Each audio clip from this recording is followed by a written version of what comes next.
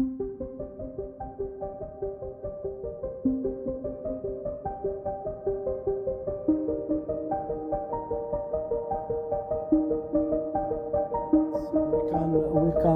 Russell. Nice to see you, Mo. Thank you for accepting our invitation.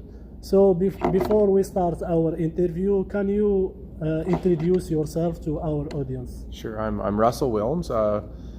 I was born in Canada, in British Columbia, 44 years ago. I moved to Manitoba when I was 21 to study, and have stayed in Manitoba now for more than half of my life. I stayed here despite the cold weather, and being from a warm part of Canada. I've stayed here because I enjoy the people of Manitoba. I've met good friends here, and friends are more important sometimes than weather. Yeah, that's right. Could you please tell us about your experience, a little bit about your experience? After I was started doing a master's degree, after I finished my undergraduate degree, and I didn't really know what I wanted to go into for a job. So I really thought a lot about what kind of things had been put in my opportunities during my university degree. And I realized that I had a soccer background from my home province, where soccer was more popular than Manitoba at the time. And so there was a lot of opportunities given me in soccer to volunteer, as we were going to talk a little later about. So I was volunteering with camps with Manitoba Soccer and with some church Christian kids camps. And from those sorts of things, it made me start to think about maybe I could go into coaching, or maybe I could do something towards university sports. At the time I was doing a student work position at the University of Manitoba in the athletics department there. And I started to get to know other university coaches and realized, well, they have pretty good jobs, and they seem to do things that I would enjoy, and I really like spending time in a university environment. So anyways, those sorts of things kind of snowballed or materialized into I started coaching at the University of Manitoba as an assistant coach with women's soccer, and then built up a resume that I could apply for a job as an athletics director, and which I did, and was a coach also at CMU, and now athletics director at CMU. So CMU is a Canadian Mennonite university. It's a university of about 600 students in the west side of Winnipeg. Yeah. Oh, great experience. So, Russell, can you tell us? We have two questions. The first question: what's the importance of volunteering? And the second question, as I told you before, what's the importance of sport activities in student life? Well, let's talk about volunteering first. In my experience working with students now, one of the reasons we encourage them to volunteer is to build a network of people that you know, and people that get to know what skills you have. One thing that helps is it's helpful to have somebody who says you're good at this, and I should encourage you to do, maybe this is the type of career you might want to go into, or even like other volunteer things where you will feel fulfilled. So I think that networking, those people could potentially become people that you will put on your resume, who can speak about your skills and what you're good at one day. One of the things I've found to be very valuable, especially at a small university like the one that I work at, is the professors know the students very well. And often when it comes to a student having to do their practicum or their field placement, the professor will know their skills and personality well enough to encourage them in a certain direction with somebody that they may know in a job or in something that would be related to their field of interest. And so that sometimes helps to not only have a professor that knows you well, but then an employer that knows you well.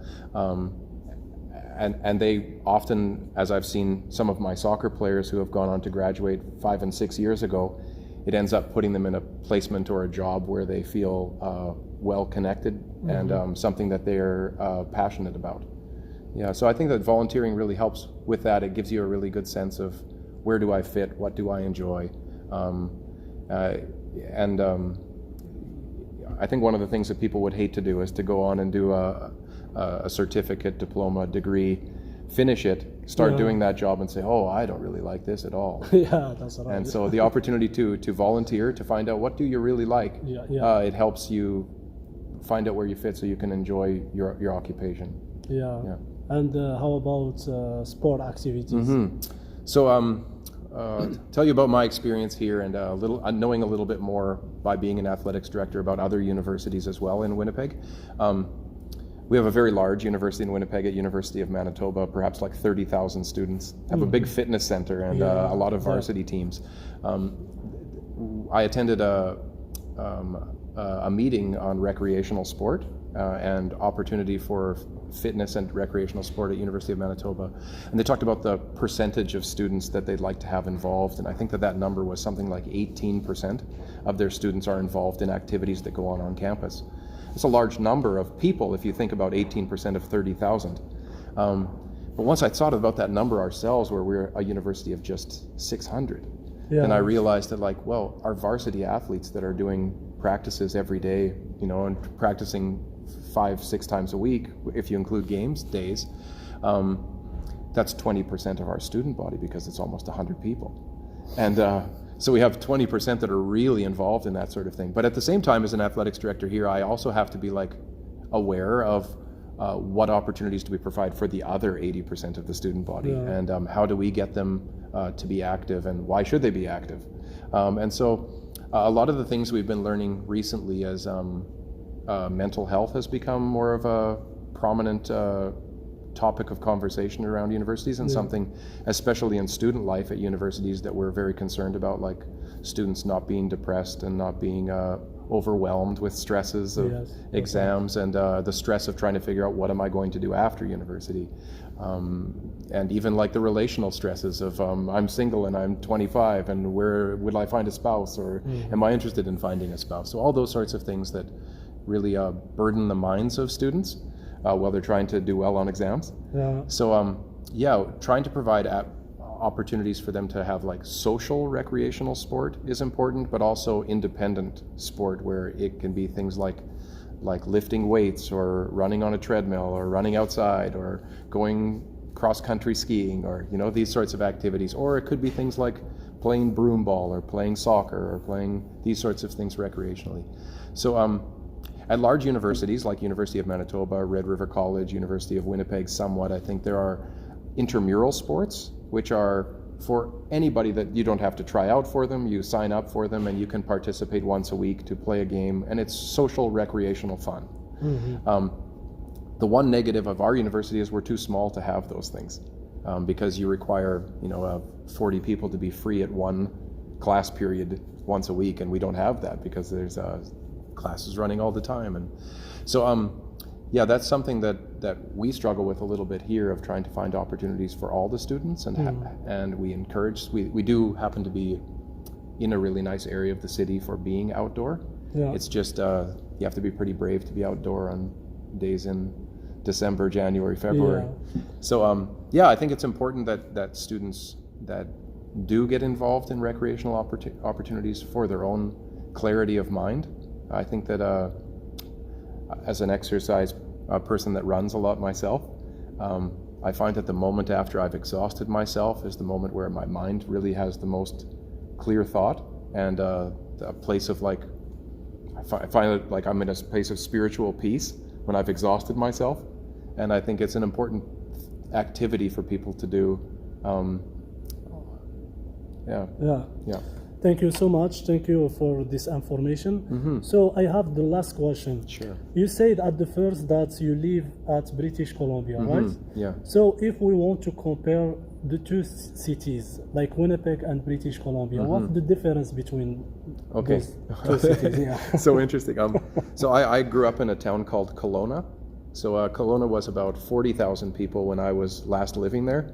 It's about 60,000 people when I was last living there, and it's about 120,000 now, like doubled in size in about 20 years. The temperature in the winter there only goes to about -3 or -4. The temperature in the summer to about +30. Has a big, beautiful lake for swimming and boating, and mountains for activities and hiking and biking and things like this. The strange thing is, when you're born with that as being normal, you don't usually take advantage of it. And until you move away, you don't realize how what the scenery, what the activities, what the opportunities in your life could be living there. So it took me moving away in my 20s to be able to go back as a visitor now and say, wow, this is a really beautiful place to live. And I remember as a young soccer player that when I came to Manitoba, I would go back home at Christmas and there's no snow on the fields, but nobody's playing. And I would phone my friends and say, let's go play soccer. What are you talking about?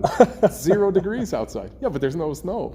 And so that's a strange thing that, like, culturally in Kelowna, nobody goes and plays soccer even if there's no snow, if it's wintertime. Yes. But if that was the case in Manitoba, we'd all be playing.